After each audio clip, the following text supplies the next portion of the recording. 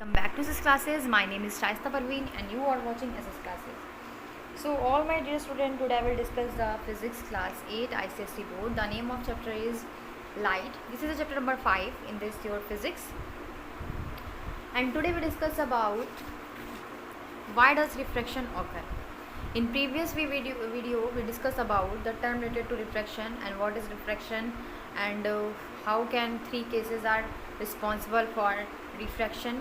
हम लोगों ने 3 केसेस को पढ़ लिया था. आज हम लोग को देखना है कि refraction, why does refraction occur, refraction होता क्यों है. ठीक है, तो चलो देखो. मैंने आप लोग को ये बात बताई थी बेटा कि जो रिफ्रैक्शन होता है वो किस लिए होता है. Refraction is also can be, इसको डिफाइन कैसे करते हैं. तो रिफ्रैक्शन को हम लोग डिफाइन करते हैं कि change of speed of light, यानी कि लाइट की स्पीड जो है वो एक मीडियम से दूसरे मीडियम में जाने पर किस तरीके से चेंज हो रही है, डिक्रीज़ कर रही है या फिर इंक्रीज़ कर रही है. सो यही जो मीडियम होता है इंक्रीजिंग और डिक्रीजिंग का, ऑप्टिमम या डेंसिटी उसमें फास्ट हो रही है, स्लो हो रही है, तो इसी वजह से रिफ्रैक्शन जो होता है ऑकर होता है. So term optical density tell us how fast slow light travel in a medium. सिर्फ जो टर्म है हमारा ऑप्टिकल डेंसिटी का, वो रिप्रेजेंट करता है कि जो लाइट है वो कितनी फास्ट या कितनी स्लो ट्रैवल कर रही है किसी भी मीडियम में. It is not same in physical density. ठीक है, इसमें फिजिकल डेंसिटी जैसे सेम नहीं होती जैसे कि mass and volume. By seeing the value of speed of light in different media we can say that media are optically denser than vacuum. ठीक है, जब हम लोग लाइट की स्पीड को लगातार 3 केसेस में देखे थे कि कहाँ पर उसकी लाइट की स्पीड डिक्रीज़ हो रही थी, कहाँ पर जो है बढ़ रही थी. हमने बताया था कि अगर कोई मीडियम, अगर जो है लाइट ट्रैवल करती है डेंसर मीडियम से रेयर मीडियम में, डेंसर मीडियम यानी कि वाटर और ग्लास जिसमें लाइट की स्पीड कम होती है, और वो जा रही है किसमें, रेयर मीडियम में जिसमें लाइट की स्पीड बढ़ रही होती है यानी कि एयर में, तो क्या होगा, तो वहाँ पर क्या होगा कि एयर से जब वो वाटर ग्लास में जाती है यानी कि रेयर से डेंसर मीडियम में जाती है, तो जो हमारा रेज ऑफ लाइट होती हैं वो बेंड हो जाती हैं कहाँ पर, टूवर्ड्स द नॉर्मल की तरफ. और एक और केस हम लोगों ने पढ़ा था कि जब लाइट जो है वो ट्रैवल करती है जो है हमारा हाँ डेंसर मीडियम से रेयर मीडियम में, डेंसर से रेयर मीडियम में यानी कि वाटर ग्लास से एयर में, तो फिर क्या होता है, तो फिर जो है लाइट जो है वो बेंड हो जाती है अवे फ्रॉम द नॉर्मल, यानी कि वो नॉर्मल लाइन से दूर भाग जाती है. ये हम लोगों ने पढ़ा था. सो ये बताता है कि जो है लाइट जो है वो डेंसर मीडियम में और रेयर मीडियम में कैसे उसकी स्पीड जो है वो लगातार बढ़ रही है और घट रही है. मेनली इस स्पीड के बढ़ने घटने के वजह से ही रिफ्रैक्शन ऑकर होता है. That is possible. तो यहाँ पर आप लोग, यहाँ पर एग्जांपल लिया गया है. डेट इज़, यहाँ पे देखो तो कि does the pencil stick appear broken और कॉइन अपीयर रेज्ड. ठीक है, कैसे जो है क्या दिखाई दे रहा है यहाँ पर कि पेंसिल जो है वो टूटी हुई दिखाई दे रही है और हमें कॉइन जो है वो ऊपर आते हुए दिखाई दे रहा है, रेज्ड होते हुए दिखाई दे रहा है. तो जब कोई स्टिक होती है पेंसिल की, इसको प्लेस किया गया है बीकर में, तो लाइट की रेज जो है वो टिप ऑफ पेंसिल पे ट्रैवल करती है ना, और रेस, उसकी रेज जो है हमारी आइस तक पहुंचती है, और जो बाउंड्री होती है लाइट रेस की वो बेंड हो जाती हैं हमारी आइस पे फास्टर बाउंड होती हैं. तो इसी वजह से हमें फील होता है कि लाइट जो है वो, ये जो डायरेक्शन आपको दिखाई दे रहा है, यहाँ पर पेंसिल आपको कैसे दिखाई दे रही है, यहाँ पर देखो ग्लास में ये पेंसिल को रखा गया है, बट यहाँ पर ये बेंड हो जा रही है, तो ऐसा लग रहा है कि ये पेंसिल टूटी हुई है ना. सो ये ड्यू टू द रिफ्रैक्शन की वजह से हुआ है ना. बिल्कुल वही काम होता है कॉइन के साथ भी. कॉइन को नीचे रखा, ठीक है, और अपने फ्रेंड से बोलोगे आप लोग कि मतलब पानी डालते रहो उस बीकर में जहाँ पे आप लोग देख रहे हो कॉइन को, तो आप लोग को दिखाई देगा जैसा कि एक्टिविटी 1 में दिखाया गया है. तो आपको दिखाई देगा कि जो कॉइन है वो ऊपर आता हुआ आपको दिखाई दे रहा है ना, सिंपल आपको दिखाई दे रहा है. तो ड्यू टू द रिफ्रैक्शन यहाँ पर भी लाइट क्या हो रही है, बेंड हो रही है. ठीक है, बेंड मीन्स झुक रही है, लाइट का एक तरफ झुकाव हो रहा है. हम लोग यहाँ पर रिफ्लेक्शन नहीं पढ़ रहे हैं बेटा, हम लोग यहाँ पे रिफ्रैक्शन पढ़ रहे हैं, इस बात का ध्यान रखिएगा. ठीक है, चलो अब यहाँ पर कुछ एग्जाम्पल है रिफ्लेक्शन के. रिफ्लेक्शन देखो यहाँ पर टर्म भी आ गया रिफ्लेक्शन. रिफ्लेक्शन क्या हम लोग पढ़ चुके हैं. Reflection is defined as the bouncy back of the light on striking of surface. हम लोगों ने पढ़ा है कि लाइट जब किसी एक सरफेस पर टकरा करके वापस उसी दिशा में वापस जाती है ना, तो उसको हम लोग बोलते हैं रिफ्लेक्शन ऑफ लाइट. यानी कि लाइट जो, जैसे हम लोग बॉल को फेंकते हैं तो बॉल भी जो है उसी दिशा में फिर पीछे की तरफ वापस आती है, तो उसको हम लोग बोलते हैं उसका रिफ्लेक्शन. वैसे ही लाइट भी रिफ्लेक्ट होती है. अब देखते हैं रिफ्रैक्शन के क्या क्या एग्जाम्पल है. तो आप लोगों ने रेनबो तो देखा होगा बेटा, रेनबो तो सबने देखा होगा है ना. तो रेनबो जो है वो बेस्ट एग्जांपल है रिफ्रैक्शन का. रिफ्रैक्शन में सनलाइट जो एंटरिंग करती है ना, सनलाइट के में एंटरिंग करती है जो वाटर की ड्रॉपलेट्स, देन वहाँ पर रिफ्लेक्शन जो है आपको दिखाई देता है. जो रिफ्लेक्ट होकर आ रही होती है वो ट्रेवल करती है। जैसे यहाँ पर सनलाइट आई, ठीक है, यहाँ पर वाटर की कोई ड्रॉपलेट रह गई हो, ठीक है, तो ये वाटर के ड्रॉपलेट से ही क्या होता है कि ये लाइट जो छितरा करके पूरे 7 कलर में डिवाइड हो जाती है। जो वाइट लाइट होती है, हमको पता है कि जो वाइट लाइट है वो 7 डिफरेंट कलर से मिलकर बनी होती है ना। अभी तक तो इतना ही पता है कि 7 डिफरेंट कलर से मिलकर बनी होती है। तो यहाँ पर अगर कोई प्रिज्म रख दिया जाए, मतलब कोई आईना रख दिया जाए, कोई ऐसा मिरर टाइप में इसको मिल जाए, तो वहाँ पर क्या हो जाएगा, इसका रिफ्लेक्शन हो जाएगा, ये बेंड हो जाएगी और छितरा करके पूरे में क्या हो जाएगी, फैल जाएगी। सो यहाँ पर यही बताया गया है रिफ्लेक्शन का एग्जाम्पल रेनबो में। इसके आगे भी आप लोग पढ़ोगे, ठीक है। कुछ और कंडीशन भी है, देखो क्या होता है, stick oblique partially immerse the water appear to be bend on the surface, है ना। आप लोगों ने देखा होगा, क्या देखा आप लोगों ने, जो है यहाँ पर नॉर्मली कि जो स्टिक होती है ऑब्लिक्यू दिखाई देती है, किसी ऑब्लिक के सरफेस पे इमर्स्ड है तो वो हमें टूटी हुई दिखाई देती है। चाहे तुम स्टिक ले लो या फिर आप लोग पेंसिल ले लो या कुछ भी ले लो, आपको बेंड होती ही दिखाई देगी। Object place in water appear to be raised, अगर कोई ऑब्जेक्ट को हम लोग वाटर में रखते हैं और वाटर को नॉर्मली हम लोग डाल रहे होते हैं बीकर के अंदर, तो हमें वो ऑब्जेक्ट ऊपर की तरफ आता हुआ दिखाई देता है। आप लोगों ने देखा होगा pool of water appear to be less deeper than actually is, भले ही जो है पुल की गहराई जो है ज़्यादा होती है लेकिन फिर भी हमें वो कम डीपर दिखाई देते हैं, कम गहराई दिखाई देते हैं ड्यू टू द रिफ्रैक्शन, ठीक है। स्टार जो है हमें ट्विंकल ट्विंकल दिखाई देते हैं, हम लोग पढ़ते हैं ना बुक में, ट्विंकल ट्विंकल लिटिल स्टार, हमको चमकते हुए दिखाई देते हैं, टिमटिमाते हुए दिखाई देते हैं क्लियर स्काई में, due to the fluctuation of perceive brightness star.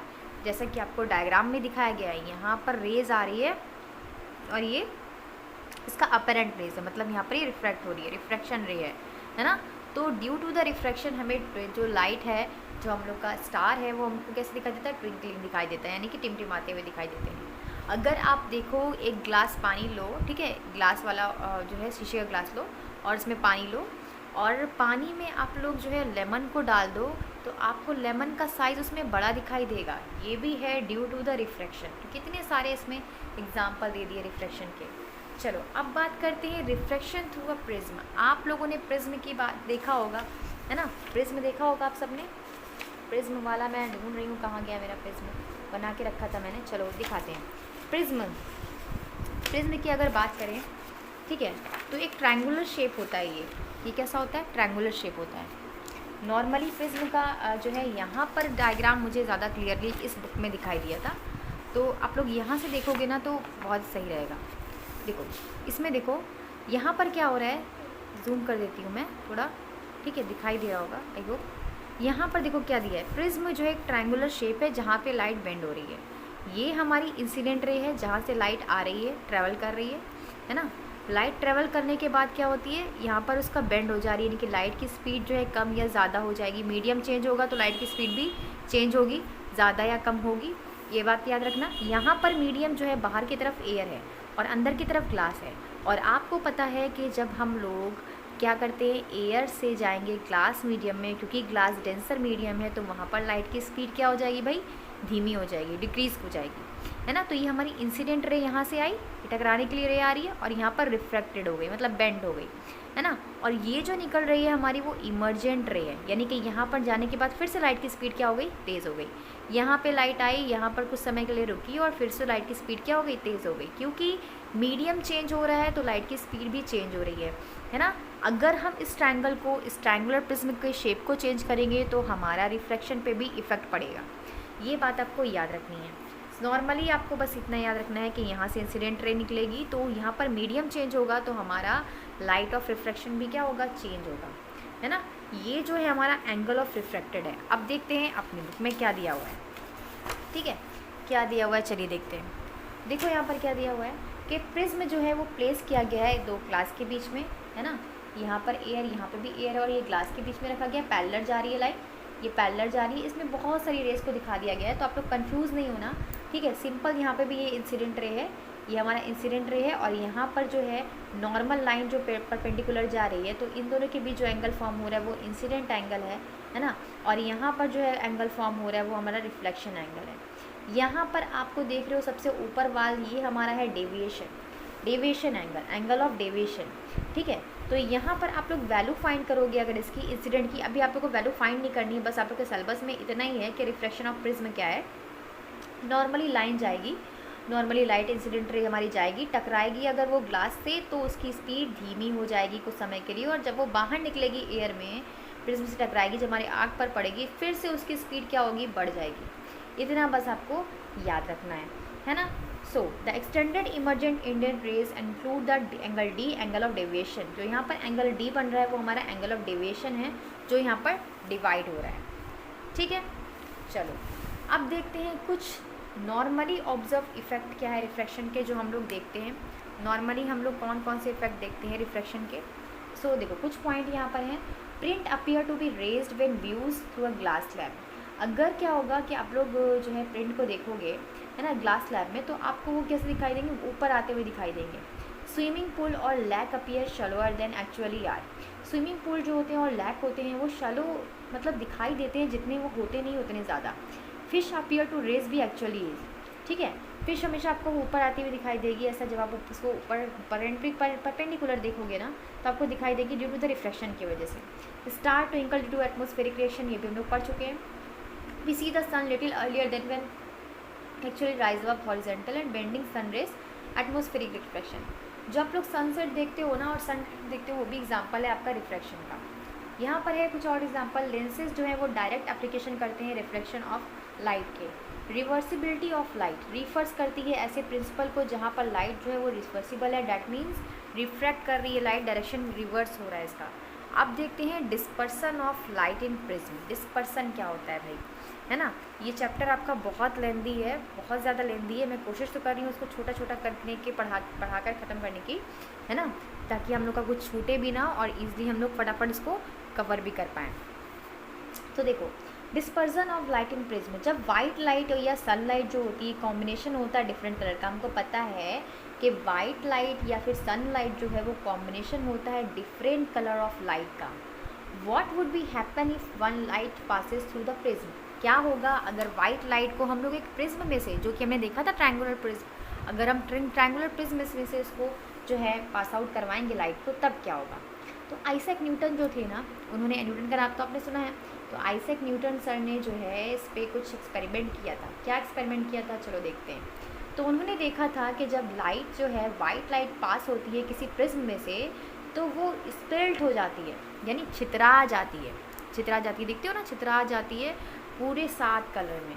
कौन कौन से कलर इसमें इंक्लूड है भाई, violet, indigo, blue, green, yellow, orange and red. और इसी फिनोमेना को, जो वाइट लाइट स्प्लिट आउट हो रही है, इसी फिनोमेना को हम लोग बोलते हैं डिस्पर्सन ऑफ लाइट। अंडरस्टैंड, आई समझ। देखो फिर से सुनो, डिस्पर्सन ऑफ लाइट क्या है, जब कोई लाइट जो है वो प्रिज्म में से, ठीक है, सर ने क्या, इन्होंने क्या बताया, आइजैक न्यूटन ने क्या बताया कि जब हम किसी वाइट लाइट को किसी प्रिज्म में से स्प्लिट करवाते हैं, यानी कि वाइट लाइट जो है पास करवाएंगे हम किसी प्रिज्म में से, तो वो छितरा जाती है, वो स्प्लिट हो जाती है कॉन्स्टिट्यूट कलर में, बहुत सारे कलर में। कौन कौन से, यहाँ पर वैम्पॉर बन गया, रेड, ऑरेंज, येलो, ग्रीन, ठीक है, ब्लू, इंडिगो, वायलेट, इतने सारे कलर में ये डिवाइड हो जाती है। इसका लाइट का, वाइट लाइट का स्प्लिट होने को ही को हम लोग बोलते हैं dispersion of light. That is called dispersion of light. ठीक है, यहाँ तक कोई प्रॉब्लम नहीं होनी चाहिए। चलो, a band of 7 colour is observe on the screen. जो हम लोग यहाँ पर 7 कलर देख रहे हैं, ऑब्जर्व कर रहे हैं, that is violet has undergone maximum deviation and red deviation least. यहाँ पर आप देख रहे हो कि वायलेट कलर जो है, जो यहाँ पर बैगनी कलर है, उसका डिस्पर्सन ज़्यादा हुआ है इन कंपेरिजन टू रेड। तो मैक्सिमम डेविएशन यहाँ पर किसका हुआ है, वायलेट कलर का, और मिनिमम जो है वो किसका हुआ है, रेड कलर का। सो न्यूटन ने एब्जॉर्व किया कि डिस्पर्सन ऑफ लाइट जो है, डिस्पर्सन ऑफ वाइट लाइट जो है वो कंक्लूड करता है that white light was composite light. White light composite light है। कंपोजिट लाइट मीन्स मतलब बहुत सारी लाइट का मिक्सचर है विद डिफरेंट कॉन्स्टिट्यूट कलर, अलग अलग कलर का। सो न्यूटन ने मीट द साइंटिस्ट में देखते हैं क्या लिखा है कि Newton was the first person of describe 7 colour in light but actually there is lots more.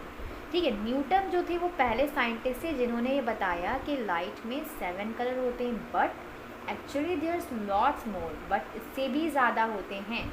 ठीक है, उन्होंने जितना उनको समझ में आया उन्होंने उतना उनको शुरुआत की, है ना। So Newton like the idea of 7 colours दो because of remind of him 7 notes of music.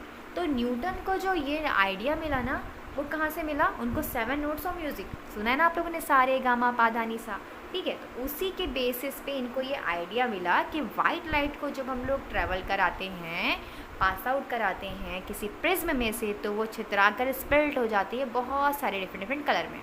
इनको यहाँ से ये आइडिया मिला, ठीक है। चलो, the band of constitute colour of white light is called spectrum. अब आप लोगों को क्या करना है कि जो बैंड होता है वाइट लाइट कलर का, अलग अलग कलर का, उसको हम लोग क्या बोलेंगे? स्पेक्ट्रम। एंड 7 कलर जो होते हैं, violet, indigo, blue, green, yellow, orange, red, उनको हम लोग मिलाकर बोलते हैं वाइट गॉड शॉर्ट फॉर्म में। बी से वायलेट, आई से इंडिगो, डी से ब्लू, जी से ठीक है ग्रीन, ये वाई से येलो, ओ से ऑरेंज और आर से रेड। जहाँ पर वायलेट का डिस्पर्सन यानी कि वायलेट लाइट मैक्सिमम होती है और रेड लाइट मिनिमम होती है। So why does white light undergo dispersion in a prism? भाई आखिर डिस्पर्सन हो क्यों रहा है वाइट लाइट का प्रिज्म में, क्यों हो रहा है? सो देखो, light of all colour travel in vacuum with the same speed. हमको पता है कि लाइट जो है वो जितनी भी कलर की लाइट हो वो ट्रेवल करती है वैक्यूम में यानी कि एयर में सेम स्पीड में। लेकिन कुछ ट्रांसपेरेंट मीडिया ऐसे भी हैं जहाँ पर लाइट जो है वो ट्रेवल करती है डिफरेंट स्पीड से। But change in speed of light is refraction, और हमने ये भी पढ़ चुका है कि चेंजिंग जो चेंजेस होती है स्पीड की, मतलब लाइट की जो चेंज होती है स्पीड, उसी को तो बोलते हैं रिफ्रैक्शन। तो एक प्रिज्म में जो डिफरेंट कलर होते हैं, जो डिफरेंट डेविएशन होता है, तो वहाँ पर एंगल भी डिफरेंट फॉर्म होता है, यानी कि वायलेट का डेविएट्स मोस्ट ज़्यादा होता है और रेड का लीस्ट यानी सबसे कम होता है। So when two equilateral prism and place back to back, अगर हम लोग 2 इक्विलेटर प्रिज्म को रख लें और उसके पीछे के पीछे रख दें तो क्या होगा? तो वाइट लाइट स्प्लिट कर जाएगी कॉन्स्टिट्यूट कलर में due to the one prism and recombination due to other, और दूसरे से, ठीक है। कैसे होगा? पीछे डायग्राम दिया होगा। By performing the experiment on recombination of white light using the second inverted prism, मतलब एक को उल्टा करके रख दिया और दूसरे को सीधा रखा। देखो इन्होंने क्या किया, इन्होंने यहाँ पर 2 प्रिज्म रख लिए, 2 प्रिज्म को रख लिया है ना। It did not colour the white light in any way, so perceive by some but white light itself by composite, मतलब वाइट लाइट तो खुद ही इतनी सारी लाइटों का मिक्सचर है, कंपोनेंट कलर है। तो रेनबो जो है वो ब्यूटीफुल एग्जीबिशन है डिस्पर्सन ऑफ वाइट लाइट का due to small water molecule which act as a dispersive media, जहाँ पर एक छोटा सा वाटर का मॉलिक्यूल क्या कर रहा है? पूरी लाइट को डिस्पर्स कर दे रहा है। देखो इस तरीके से रखा था उन्होंने, यहाँ पर एक प्रिज्म रखा और यहाँ पर एक रिफ्रैक्टिंग सरफेस रख दिया और उसके बाद फिर से दूसरा प्रिज्म रख दिया। तो उन्होंने क्या देखा कि लाइट जो रेड वाली थी, बस रेड वाली लाइट ही यहाँ पर दिखाई दे रही थी। लुक एट डायमंड, यहाँ पर लाइट पे बहुत ज़्यादा बैंड, क्योंकि narrow slit screen allow the only red band, जो पतली सी स्क्रीन है वो सिर्फ रेड लाइट को ही अलाउ कर रही है कि तुम जाओ भाई, और कोई लाइट को वो अलाउ नहीं कर रही। सो यहाँ पर आपको समझ में आया कितना ज़्यादा फ़र्क हो जा रहा है? हाँ ठीक है। तो आज की वीडियो में हम लोग इतना ही पढ़ते हैं। वीडियो और चैप्टर बहुत ही ज़्यादा लेंदी है, हो जाएगा, और चैप्टर काफ़ी लेंदी है भी ये। उसके बाद हम लोग स्फेरिकल मिरर को कल पढ़ेंगे और उसके बाद हम लोग देखेंगे स्फेरिकल मिरर में कि किस तरीके से रे डायग्राम बनता है। रे डायग्राम और स्फेरिकल मिरर को कल हम लोग कंप्लीट करने की कोशिश करेंगे। चलो आज के लिए इतना ही। वीडियो अच्छी लगी तो लाइक कीजिएगा, अपने फ्रेंड से जरूर शेयर कीजिएगा। Thank you, keep watching.